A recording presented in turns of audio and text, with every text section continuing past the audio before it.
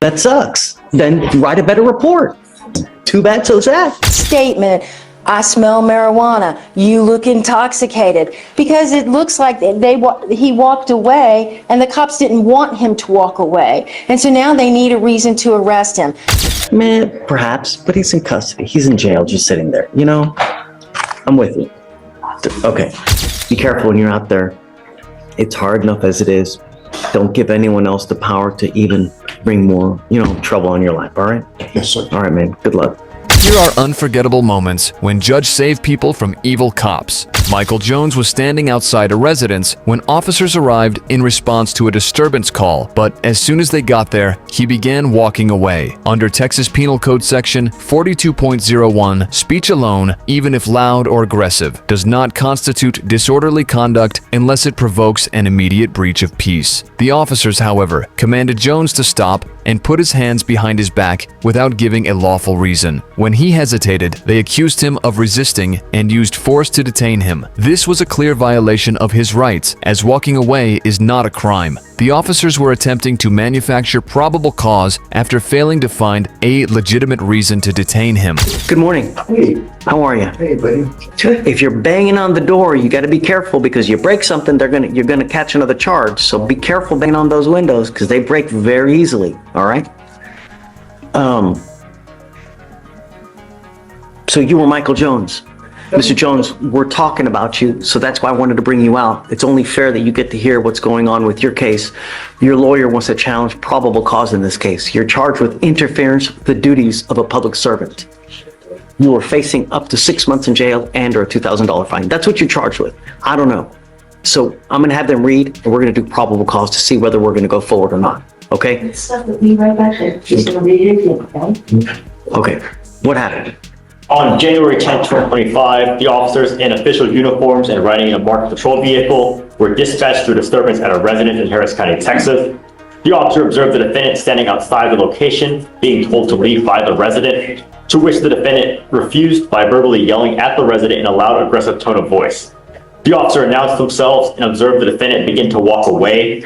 The officer gave the defendant a verbal command to put his hands behind his back, and the defendant pulled his hand away. The defendant refused to comply with verbal commands, and the defendant held his arms to his chest as the officer attempted to detain him. The defendant continued to refuse additional commands to stop resisting and put hands behind his back. He yelled at the officer in an aggressive tone and shouted out loud, "Don't let them take me." The officer performed a leg sweep and continued to struggle handcuffing the defendant due to him pulling away. The officer began to roll around while on the ground and reached the officer's hands to prevent him from being placed in handcuffs. The officer continued to give commands, and the defendant continued to refuse. I get it, but what's he doing? I mean, he's walking away. That's what they wanted, right? So, No? Just losing? Your Honor, in this case, to read the full dim, it was the disturbance call, and they said they observed him standing outside the above location, being told to leave, and they observed him verbally refuse, and then... Right, but then cops get up there. And then they observed him begin to walk away, and it says they approached Jones and observed he was intoxicated in a public place based on his slurred speech, pupil size, and... Didn't say that. That was in the complete dims, Your Honor. And then it Do you know about that? and Yes, aggressive Judge, behavior. but Okay, I go have my ahead. argument prepared. Judge, my argument is exactly what you started to say. There's some sort of disturbance, somebody's asking him to leave, they're yelling and screaming at each other. Police coming up and saying, "Hey, I'm the police." You can walk away from that all day long. My client did walk away from that. My client's loud and emotional, as you can tell here today. You're allowed to walk away emotional, yelling, screaming, even using profanity in this state if you want to. Then the cops come up to him and suddenly there's some kind of unfounded allegation of intoxication. There's absolutely no facts other than that statement, "I smell marijuana, you look intoxicated," because it looks like he walked away and the cops didn't want him to walk away. And so now they need a reason to arrest him. My argument is based on if he's charged with interference with a public servant, that doesn't come until later. He has to be lawfully arrested and lawfully detained or lawfully with the police before that even occurs. Walking away when a resident tells you to leave and all you've got in your sworn statement is, "We identified ourselves as police," so what? Everything that happens after that is fruit of the poisonous tree. During the hearing, the defense attorney pointed out that Jones had no legal obligation to comply when he was not being lawfully detained. According to Terry v. Ohio, 392 U.S. 1, 1968, a police officer must have reasonable suspicion that a crime is occurring to justify a detention. The officers had no basis to stop Jones beyond an assumption of intoxication, which was unsupported by concrete evidence. The judge recognized that the situation escalated only because the officers refused to let Jones leave. If they had no valid reason to investigate him further, any subsequent resistance was irrelevant. This made the entire arrest unlawful, and the judge knew it. So they go up and they see that he possibly could be intoxicated. So does it go into a potential public intox investigation? If it does, they need to announce that. You can't just walk up to me and say, I'm the police, stop. We don't live in that kind of society. I'm the police, I need to investigate you, so therefore stop all day long. I'm the police, we're investigating, I need you to step aside, sir, so I can investigate this matter all day long. But hey, I'm the popo. So the reasonable suspicion we have is they begin to investigate what? So A criminal trespass. they're called as a disturbance, and they saw him yelling, being aggressive, and then as he walked away, that's when they saw So signs. the trespass investigation ceases because he's leaving. Yes or no? It's not specified to be a trespass, Your Honor. It's specified just to be a disturbance. That's what it is. Okay, but it's a trespass that they're investigating a trespass, right? I mean, for all intents and purposes, isn't that what it is? Okay. The investigation begins as a trespass investigation because he's there. Homeowners asked him to leave. He's refused to leave. So cops come and he begins to leave. So at that point, all should have ceased. But the cops go up to try to.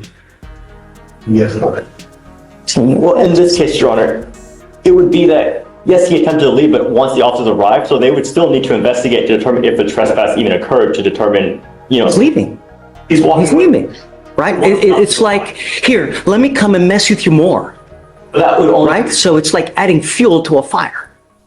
but they would still have grounds to investigate, and furthermore, with the further signs of possible public intoxication, it would give them further grounds to investigate. That's because they're going up to him to mess with him.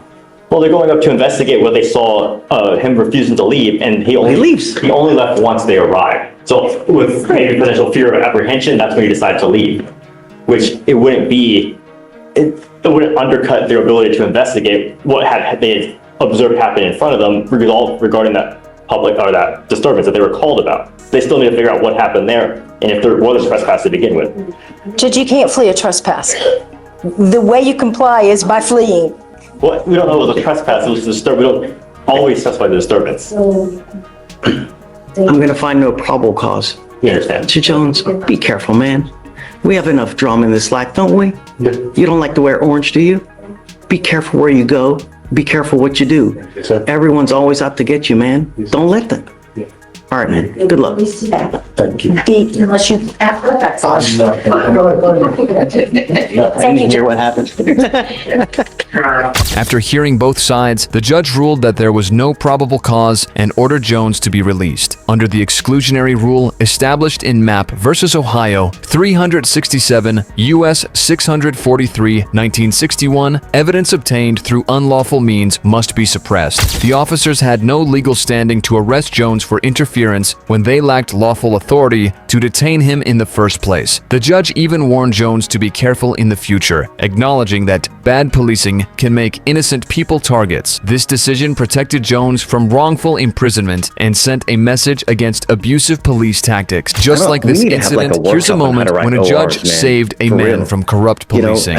We need to have like a workshop on how to write ORs, man, for real. Everything in this office report is conclusory, suspicious, aloysius, A Texas man, Keon Shaw, found himself in court facing charges of fleeing a police officer, carrying a potential 6-month jail sentence and a $2,000 fine. The arrest stemmed from an officer's claim that Shaw was driving at an unsafe speed above a 35-mile-per-hour limit. However, under Texas Transportation Code, Section 5, 45.351, an unsafe speed must be determined based on specific conditions like weather, traffic, and visibility, not just a vague assertion by an officer. The police report failed to specify Shaw's actual speed, making the claim conclusory and legally weak. Shaw, Yes, sir. Mr. Shaw, you're charged with fleeing a police officer. You're facing up to 6 months in jail and or a $2,000 fine. We're going to do probable cause. You have the right to remain silent. Anything you say can or will be used against you. You have the right to have an attorney present. If you cannot afford one, one will be appointed to you, sir. Yes, Judge. On October 27, 2024, officer was conducting a routine patrol on Eldridge Parkway when he noticed the defendant's motor vehicle traveling at an unsafe speed, exceeding the posted 35-mile-per-hour zone. The vehicle then began driving in a suspicious manner by making a sudden left turn on the street and immediately parking on the left side of the road. When the vehicle noticed the officer's fully marked patrol vehicle passing, it immediately conducted a U-turn and got back on the main road. When officer continued to follow the defendant's vehicle, the vehicle again conducted a left turn and pulled into an alleyway. When the officer initiated his emergency equipment in an attempt to conduct a traffic stop, the defendant's motor vehicle passed multiple safe stopping points before finally coming to a stop after traveling 0.5 miles through a dark and empty parking lot. What was he doing wrong? With the officer, he was originally traveling at an unsafe speed exceeding the speed limit, 35 miles. He was exceeding that speed limit. How much? Let me see the DMs if he specified.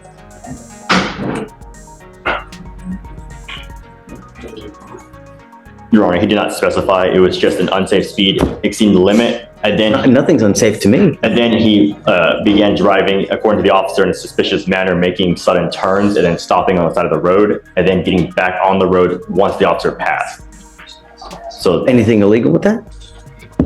During the hearing, the judge quickly recognized the report's flaws. The officer's account lacked crucial details, like how much Shaw exceeded the speed limit. Under Texas Transportation Code, Section 543.006, a traffic citation must specify the offense clearly, ensuring a driver understands what they are accused of. Yet, the officer's report merely labeled Shaw's actions as suspicious without legal backing. This raised concerns about racial profiling rather than legitimate law enforcement. The judge saw through the weak probable cause and refused to allow vague accusations to justify the arrest.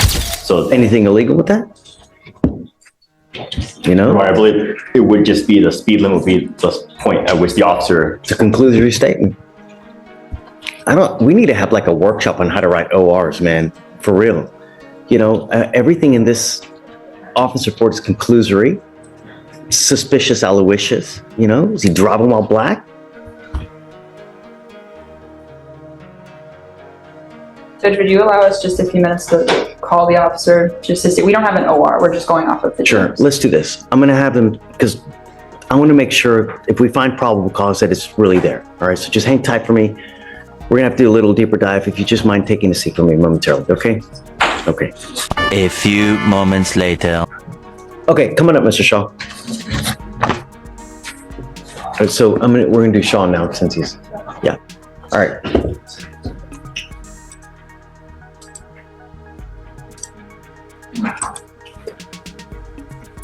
Okay, so Mr. Shaw, we're back on you.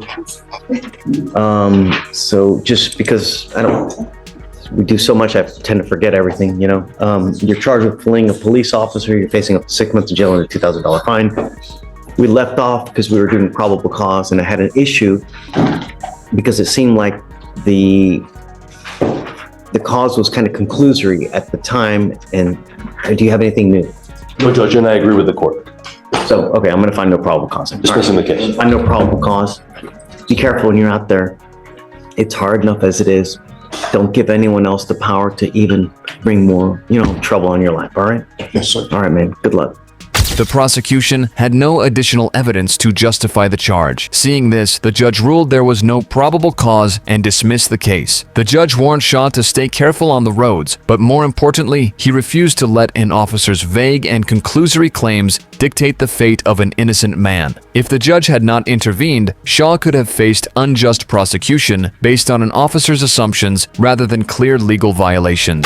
I'm not working on hunches here, man. And I understand, Your Honor. The officer initially said he responded to a crash call for service which occurred on US 50, but then later said the accident occurred on 59. So let me see if we Definitively point where it is. I'll check the A man was charged with driving while intoxicated after an officer claimed he caused a crash. Under Texas Transportation Code, Section 550.021, a driver involved in an accident resulting in injury or damage must stop and provide information. However, the officer's report initially stated the accident occurred on US 50, but later changed it to US 59, raising serious credibility issues. The judge quickly caught this inconsistency, questioning whether the arrest was even valid. Since US 50 is not in Harris County, the officer's shifting statements suggested possible misconduct. This error cast doubt on the entire case, putting the officer's integrity in a question. Mr. Lozano, come on up.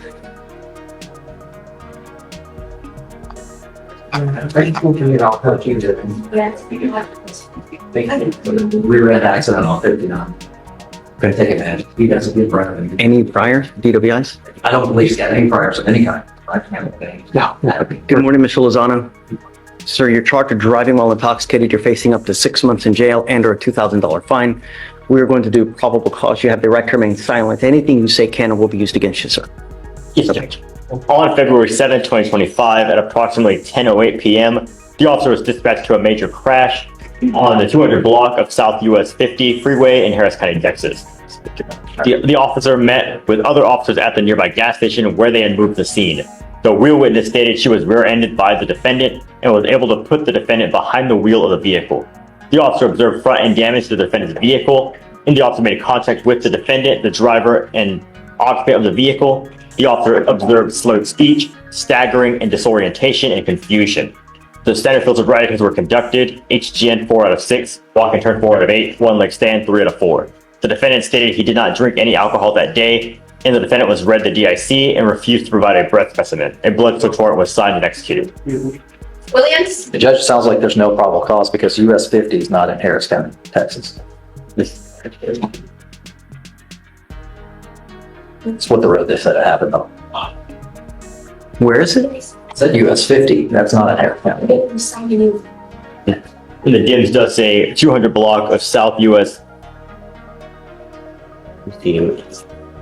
Are you serious? Do I need to look it up? I don't know. Your Honor, the DIMS further says during the scene of the accident, which occurred on 200 block of South US 59 freeway, Harris County, Texas. But counsel is correct that before they said he responded to a major crash call for service on the 200 block of South US 50 freeway. So they put 50, but then later in the DIMS, they just put 59. So they're just two addresses, so I don't know why that's there. But they did say the accident occurred on US 59. Well, that would be a different story. Do you have any other evidence that is pointing to that it's at 59 or is it 50? So, Your Honor, the only thing we have is that statement from the officer, which states that the accident occurred on 200 block of US 59 in Houston, Texas 77004. Is that what really happened or was it on 50? So that's what I can explain is the officer put. I'm not working on hunches here, man. And I understand, Your Honor. The officer initially said he responded to a crash call for service, which occurred on US 50, but then later said the accident occurred on 59. So let me see if we definitively point where it is. I'll check the OR and see if they clarify in the complete OR. Yeah, this is the way on.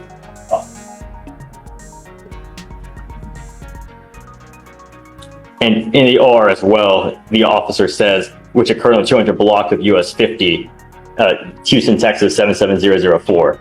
So is 50, it's not in Harris County? He switches between 50 and 59 in the offense report, Chief. I know probable cause. Yes, Judge, and we understand. All right, Joe. Thank you, Judge.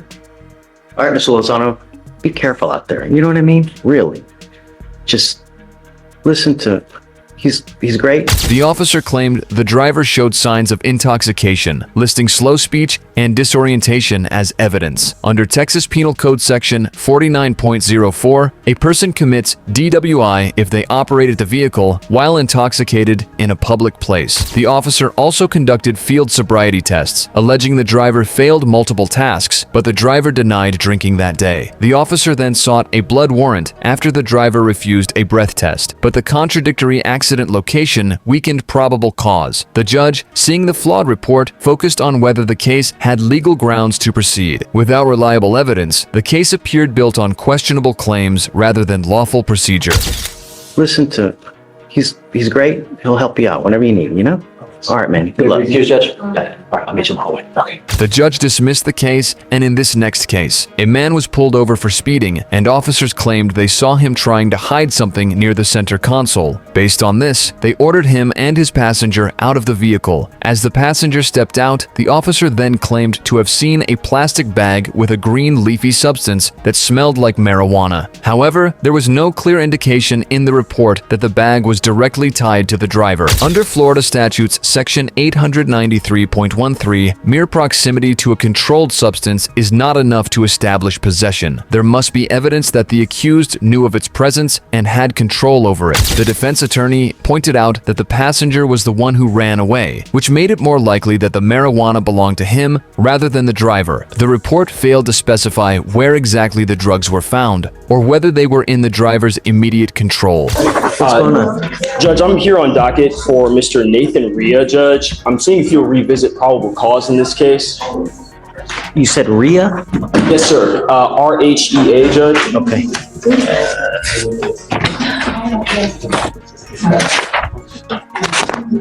Is it on docket today? Yes, Judge, it's my understanding.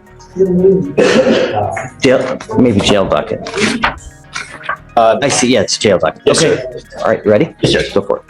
So, on December 29th, 2024, the officer observed the defendant's vehicle traveling 91 miles per hour in a 50-mile-per-hour zone. A traffic stop was initiated, and the officer observed the driver leaning over the console, trying to conceal something next to the console in the front passenger seat. The driver and the passenger did not see the officer as he was standing near the driver window, where the officer observed the driver have his hand between the front seat and the center console. The officer ordered the occupants out of the vehicle and observed a plastic bag containing a green leafy substance with an odor of marijuana as the front passenger exited, and the front passenger immediately took off running, and the defendant, the driver of the vehicle, stated he only knew the passenger to be named Junior. The weight of the marijuana was 0.3915 ounces. Judge, looking at the totality of the circumstances, the state has not been able to allege enough probable cause that my client knew or intended that there was marijuana in his possession. I understand that the allegations say that there was some type of furtive movement, but my client yielded to law enforcement show of authority, and then gave law enforcement his identification. The passenger ends up leaving law enforcement. He stays there. And again, there's not enough to establish that he knew or intended that there was weed in his car. The allegations also don't, pinpoint where the marijuana actually was. So this was unbeknownst to my client, Judge. So he comes up, officer comes up to the car, and he sees him trying to conceal. Yes, right? I don't think that, I believe the allegations say that that's what the officer maybe seems to believe, but after further review, there's nothing that says that's definitive or that's even probable cause. For all we know, he was rummaging around to give him his ID, which he did. That's why he got picked up. No, but he says he's got a plastic bag and he's trying to put a plastic bag behind the console. Because, Your Honor, they found his hand between the front seat and the center console. They observed his hand in between the console. There was a plastic bag too?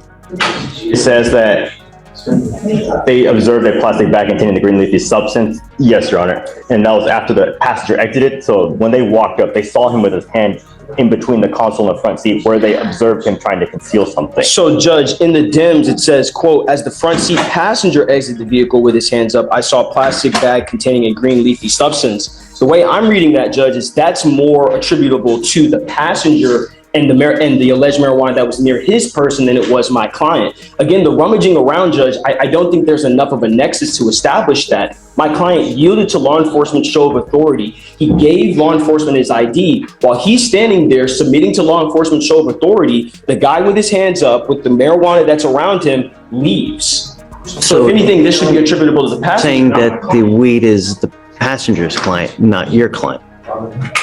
That's what you're saying. Yes, and based on the allegations, Judge, there's not enough probable cause that attributes my client knew or intended that marijuana was in his possession when everything just as much points to someone who ran away from the cops. Read the gyms again, and then who is the one who's allegedly hiding things? Is it? It's the driver, Your Honor, which is the defendant. The officer said the officer observed the driver have his hand between the front seat and the center console, and previously... Okay, wait. So between the front seat in the center console, and the officer said, I observed the driver leaning over the console trying to conceal something next to the console and front seat passenger, and that's where he observed his hand in the front seat, between the front seat passenger and the console. So the officer observed him trying to conceal something, and all the DIM says in regard to the passenger and the marijuana is that as the front seat passenger exited the vehicle with his hands up, I saw a plastic bag containing a green leafy substance smelling of marijuana. It doesn't say anything in regard to it being in the solely in the passenger's area, because it said previously he was trying to conceal something. Again, so my apologies, counsel. Judge, if I may. he's actively trying to conceal a plastic bag? Your Honor, so with this situation, when we were briefly speaking, allegedly this driver and passenger don't know each other, but then in this situation, should this person, the defendant, be pulled over for speeding, one would think he'd keep his hands 10 and 2 and not be trying to conceal something, so that's where we're at. And if you didn't know that didn't know the passenger, didn't know that they had the marijuana, didn't know anything about the marijuana, why are you concealing? Why aren't you keeping your hands at 10 and 2? The officer's claim that the driver was concealing something was used as justification for further investigation, but the judge wasn't convinced. Under Florida case law, furtive movements alone are not enough to establish probable cause unless they are combined with other clear evidence of a crime. The officer's report was vague and didn't explain exactly where the marijuana was found in relation to the driver's supposed movements. If the driver had truly been trying to hide a plastic bag, the report should have specified that officers found drugs in the same spot he was allegedly reaching for. Instead, all the report said was that they saw marijuana as the passenger exited. The judge called this out, saying it's not that hard to write in the report, I saw weed where I found his furtive movements. Without a clear link between the driver and the drugs, the state's case was weak. Judge, anytime somebody's driving, again, I think there's a reasonable inference that goes just as much to my client was trying to go through his belongings, give law enforcement the correct identification so that he could submit to law enforcement show of authority. Again, just because it says concealed doesn't mean that there's enough allegations that actually substantiate that anything was concealed. If anything... No, but is that enough for him to continue and to investigate further?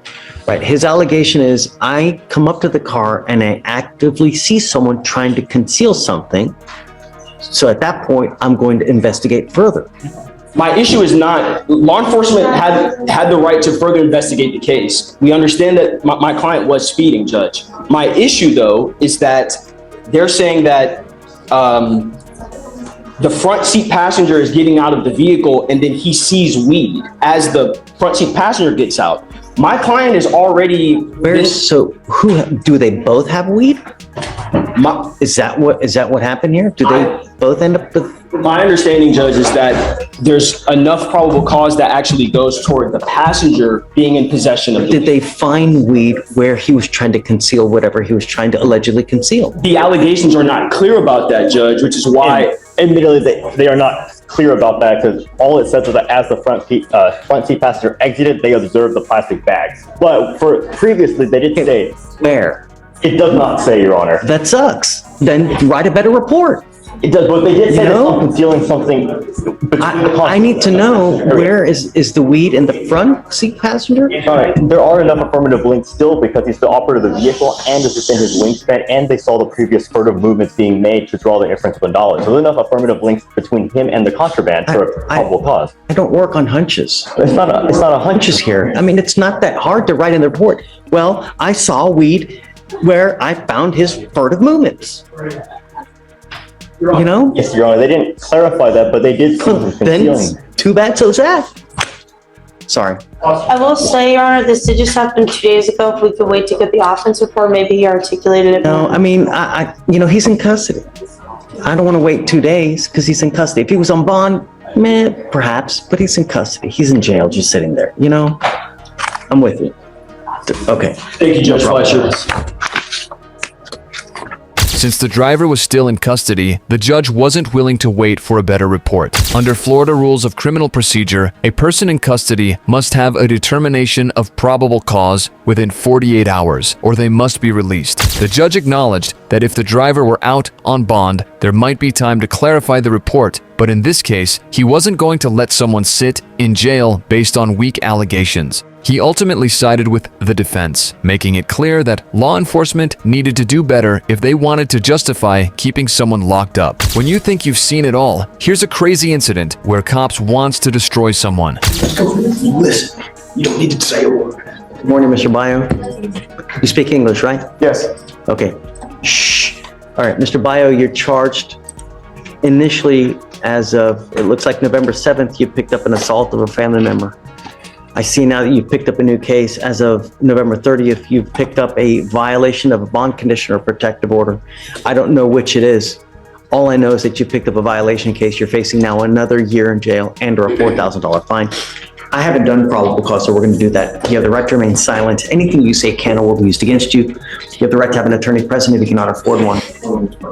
The prosecution alleged that Mr. Bayo violated a protective order by going to the residence of a protected individual, Mr. McWilliams. Under Texas Penal Code, Section 25.07, a person commits an offense if they knowingly or intentionally violate a court-issued protective order. However, the defense quickly pointed out a major flaw. The so-called protected residence was not McWilliams' home. Both McWilliams and his ex-wife, Shannon, confirmed that he had moved out before the alleged violation. Without this key element, the charge had no legal ground. Officers were dispatched to a residence in Harris County, Texas in response to a disturbance. The complainant stated that he was locked out of his residence by his ex-wife's new boyfriend. The complainant went to the residence because his ex-wife had called them and stated that she was going to work. When the complainant asked who would be watching their children, the ex-wife said a friend. Complainant then heard defendant's voice in the background and went over to the apartment. Complaining witness is the same complainant. You said he heard whose voice? The complainant heard the defendant's voice in the background. I think that the complainant believed that the defendant would be watching his and his ex-wife's children, and that's why he went over to the apartment. Complainant is the same complainant from a pending AFM, and the apartment address where the defendant was staying is listed on a signed order of protection. How bad of an assault were we talking in the original case? What happened is I think it was punching in the face with a closed fist. once, twice, thrice? 2 to 3 times, it looks like, Judge. Okay. And I can give some excellent background that I think they're also still working through. On the assault case, we issued a protective order, I would imagine. Yes, and I've got a copy of that, Judge, if you need to see. And did we order him not to have contact with this person? Yes, but that's not the basis of the new charge. And so if we delve into the state's filed information, which is also the basis of the allegation he violated, well, imagine you're hearing both kind of in conjunction, the new charge PC, but also considering the questions of bail with respect to the first charge as well. Of course.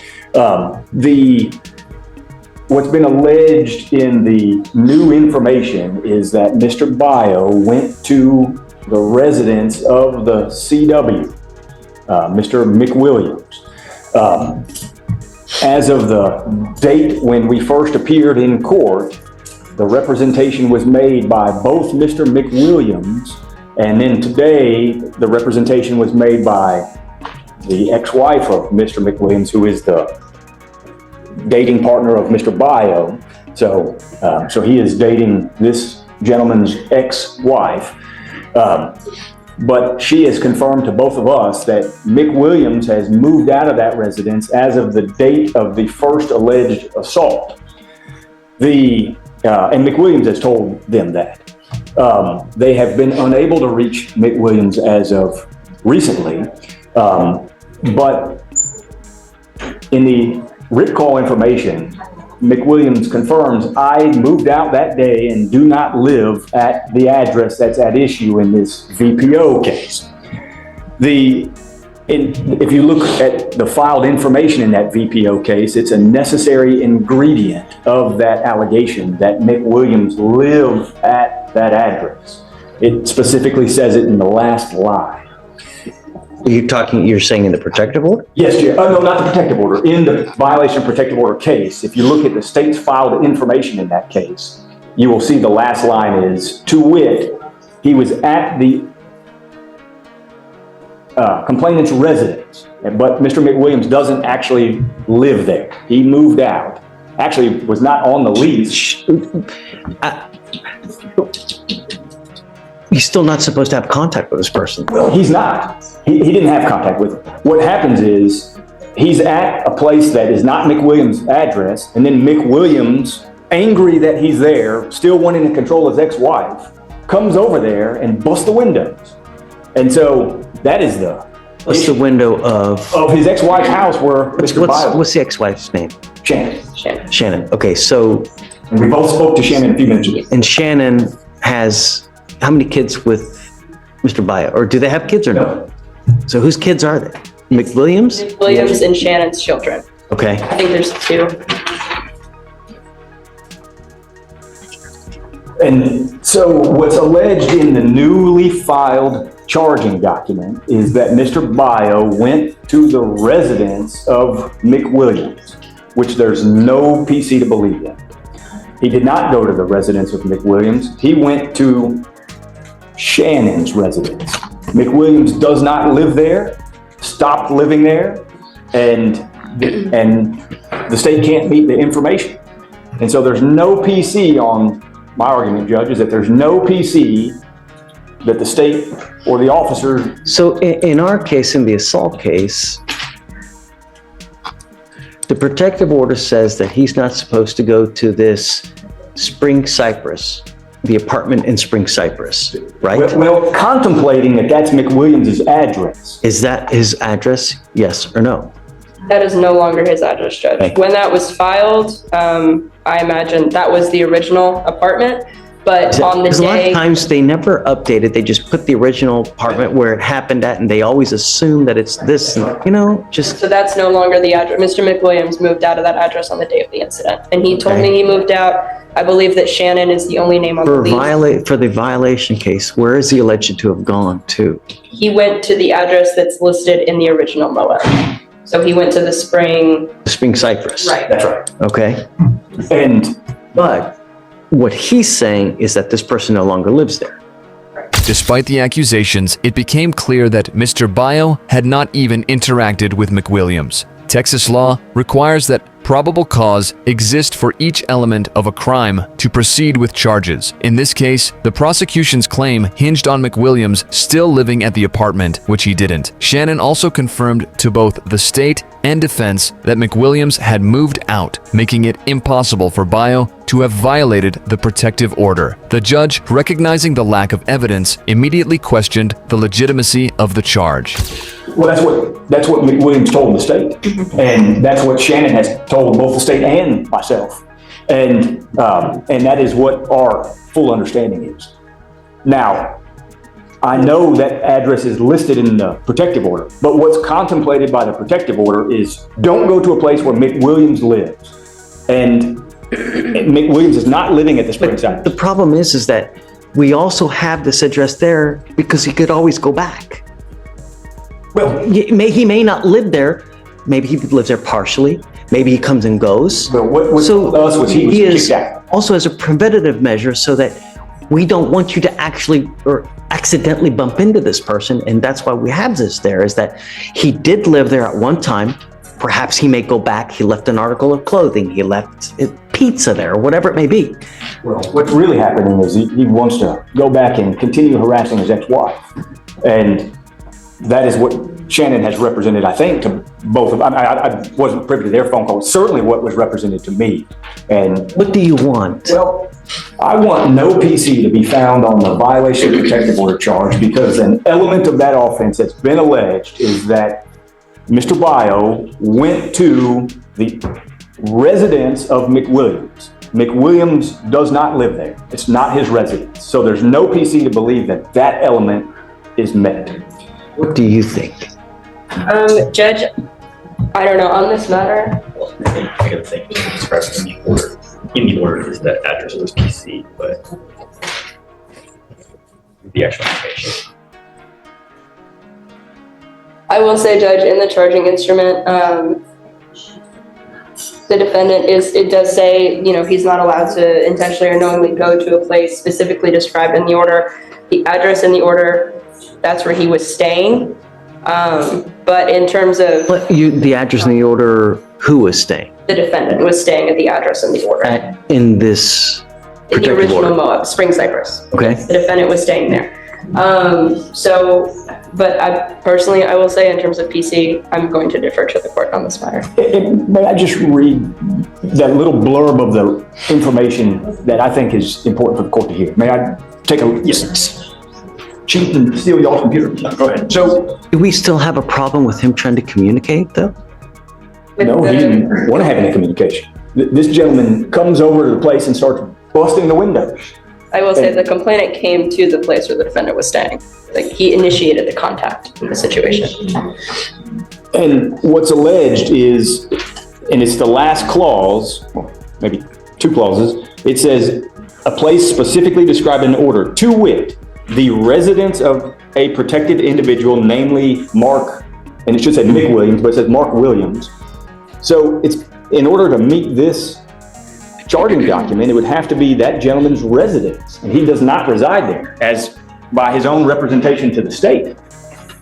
And so I'd ask that, and I know it's a very unique situation. How do we go forward, though? If I find no PC, how do we go forward? No. Well, goes back out on bond while we prepare our defense to the initial charge of assault, which I think they've seen quite a bit by way of background about Mr. McWilliams. How do we know that this isn't going to happen again? Well, I will say, I'm not sure where Mr. Byer will be staying if he were to get out on bond, but the witness, Shannon, she is no longer living in her apartment as of tomorrow. So that address will it won't even belong to any of them as of tomorrow.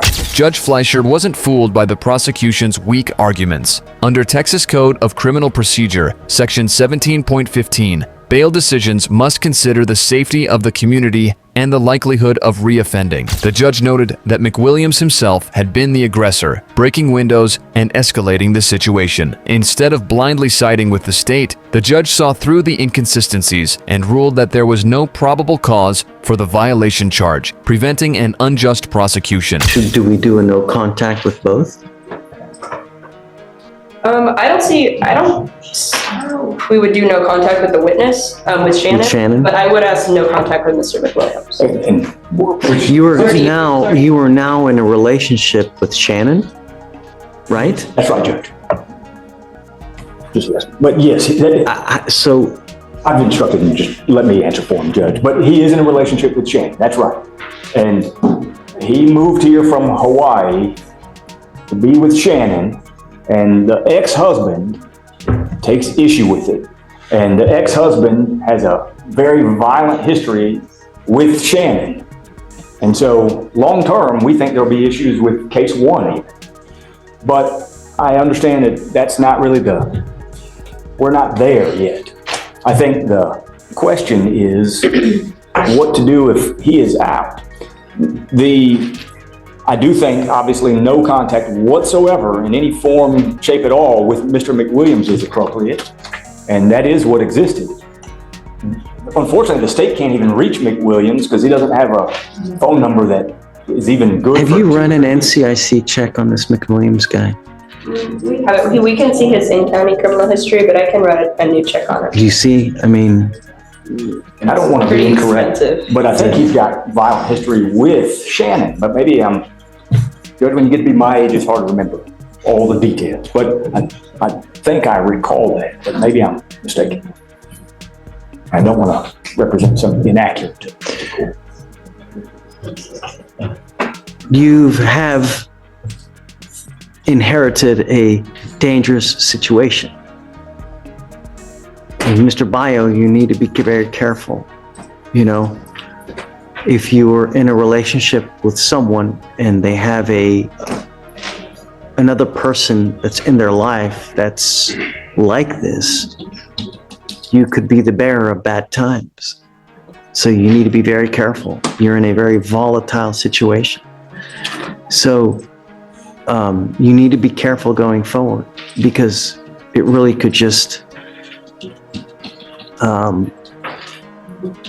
could go out of control. You may need to get a protective order yourself. You know, it's very possible that you may need to get a protective order. So just be careful. You're in good hands. You ever have any issues, just reach out to Brian. We can always help you out as well.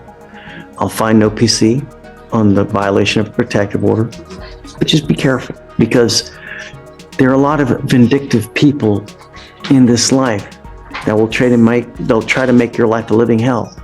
And you being on bond in this case, they can do that.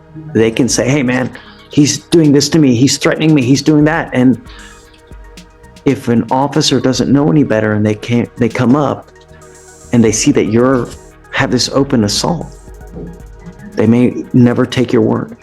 They may never even speak to you. They'll just put you in county. So you gotta be careful. You know, you're in good hands. We'll help you out for as much as we can. Okay?